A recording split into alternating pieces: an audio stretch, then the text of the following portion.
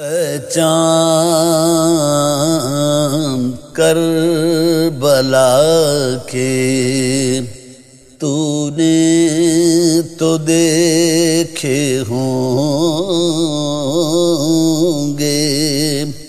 उतरे थे इस ज़मीं पर अर्शे बरी के तारे चाँद। औज़ु बिल्लाहि मिनश्शैतानिर्रजीम, बिस्मिल्लाहिर्रहमानिर्रहीम।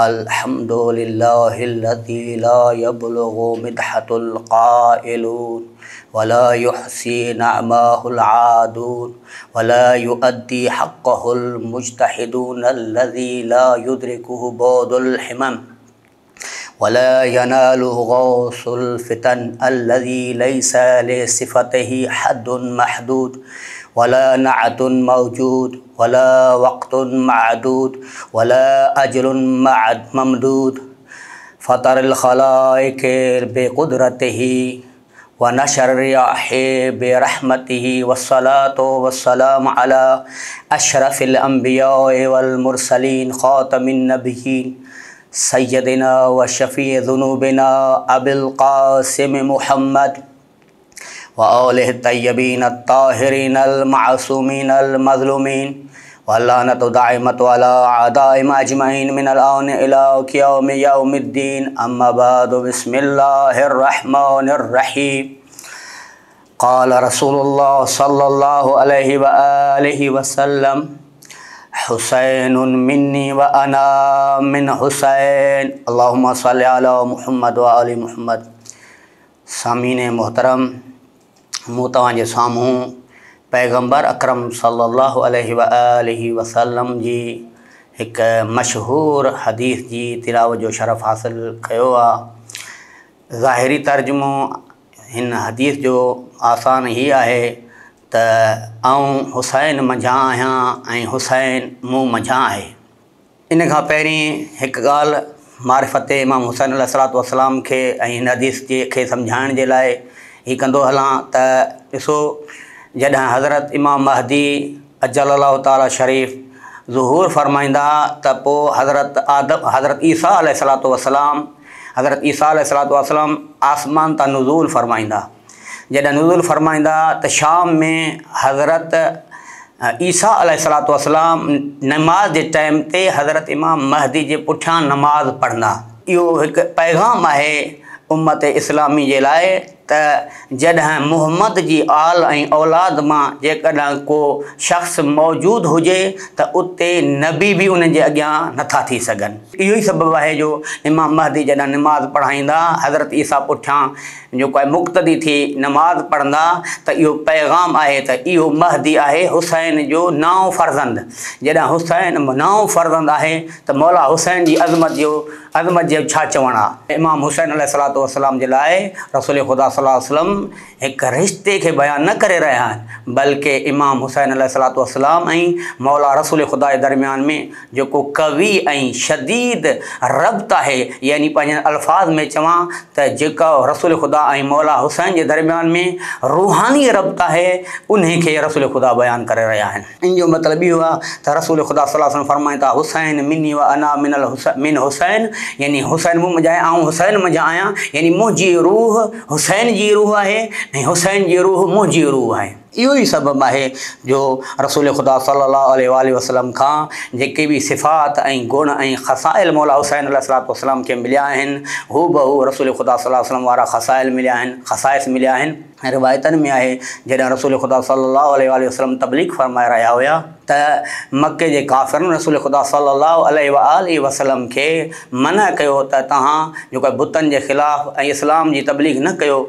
त ओॾी महिल मके जे काफ़िरनि हज़रत हज़रत अबू तालिब मोमिन कुरैश खे दाह ॾिनी ऐं रसूल ख़ुदा सल्लल्लाहु अलैहि वसल्लम खे अची चयूं त मके जा काफ़िर जेको आहे तव्हांजी जेको आहे दाह ॾेई रहिया आहिनि। त उन मौक़े ते हज़रत रसूल ख़ुदा सल्लल्लाहु अलैहि वसल्लम फरमायो ऐं चाचा जेकॾहिं इस्लामी तबलीग में जेकॾहिं हीउ शख़्स मुंहिंजे हिन हथ ते सिज रखनि ऐं हिन हथ ते चंड रखनि ऐं इस्लाम जी तबलीग खां रोकीनि त इस्लाम जी तबलीग खां न रुकंदुसि, पोइ चाहे मुंहिंजे मथां मौत अची वञे या दीन इस्लाम ग़लबो पैदा करे वञे। इहा ई ज़बान मौला हुसैन अलैहिस्सलातु वस्सलाम जी जॾहिं हाकिम मदीना जॾहिं मौला हुसैन अलैहिस्सलातु वस्सलाम खे इहो पैगाम ॾिनो त राति जे टाइम ते मौला खे घुराई बैयत जे लाइ, त मौला हुसैन अलैहिस्सलातु वस्सलाम सराहत सां इनकार कयो ऐं इहे ई फरमायूं त ऐ हाकिम ऐ अमीर असां नबूअत जो घराणो आहियूं ऐं असां रिसालत जी खान आहियूं, असां खां ई इब्तिदा थी आहे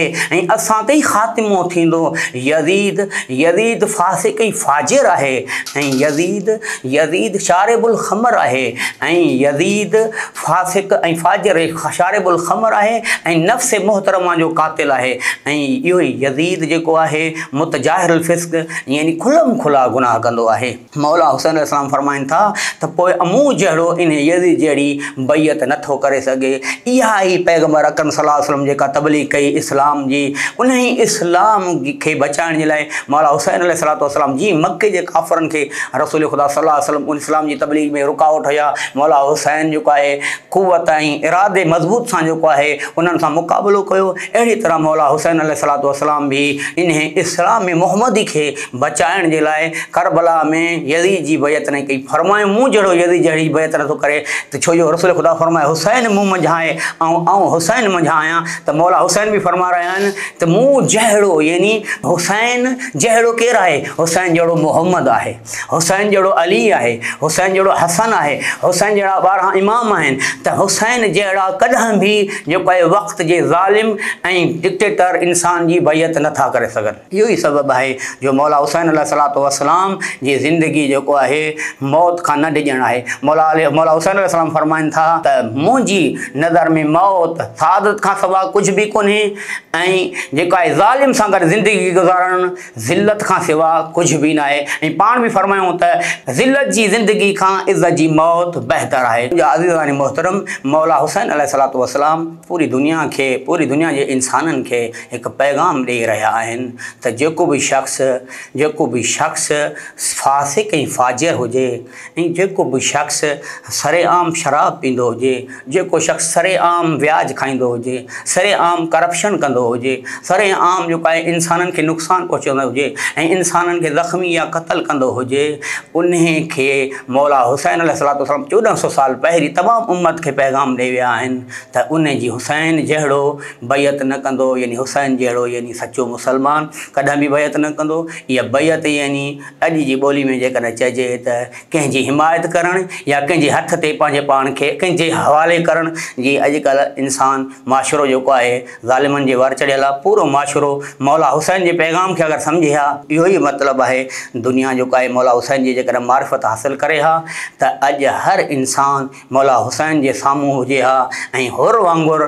ऐं अॼु बि जेकॾहिं मुसलमान इंसान सम्झी पए मौला हुसैन केरु आहिनि, छो जो मौला जो जेको 12हों फ़र्ज़न जेको आहे उन जे पुठियां जेकॾहिं ईसा नमाज़ पढ़ंदा त इन मां तव्हांजे लाइ साबित थी वियो त मौला हुसैन जी शख़्सियत केॾी बुलंदो बाला आहे।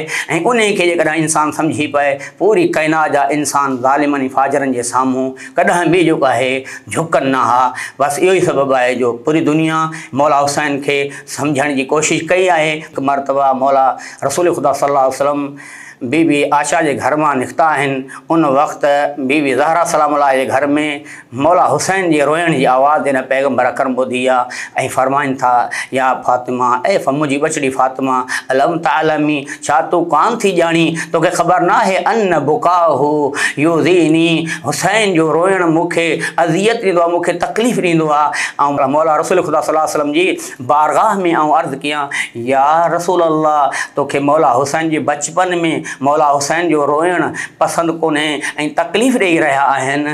उहो ॾींहुं जॾहिं आशूर जो ॾींहुं हूंदो, उलमा लिखियो आहे 3 मरतबा मौला हुसैन गश खाई ज़मीन ते आया आहिनि। हिकु मरतबा उहो टाइम आहे जेॾी महिल अलैकुम मिन्नी सलाम अली अकबर ज़िलजनाह तां अलैकुम मिन्नी सलाम ज़िलजनाह तां आया आहिनि ऐं मौला हुसैन फरमाइनि था बचड़ा अकबर मुंहिंजी नज़र कम थी वई आहे। बचड़ा अकबर मूंखे सॼो इलाही मौला अकबर चवंदा इलाही मां हिन तरफ़ आहियां। उन वक़्तु मौला हुसैन पहुता आहिनि। अज़ीज़ान गिरामी अज़ादारो, जॾहिं मौला हुसैन अलैहिस्सलातु वस्सलाम अली अकबर जे जनाज़े ते पहुता आहिनि ऐं अली अकबर जे सर खे खणी पंहिंजी गोद में रखियो अथनि ऐं फरमाइनि था अली अकबर तोखां पोइ दुनिया ते ख़ाक आहे, ॿियो उहो मौरद आहे, ॿियो उहो मक़ाम आहे, उहा मुसीबत आहे जंहिंमहिल जनाब गाज़ी अहनी गुर्द खाई ज़मीन ते आया आहिनि।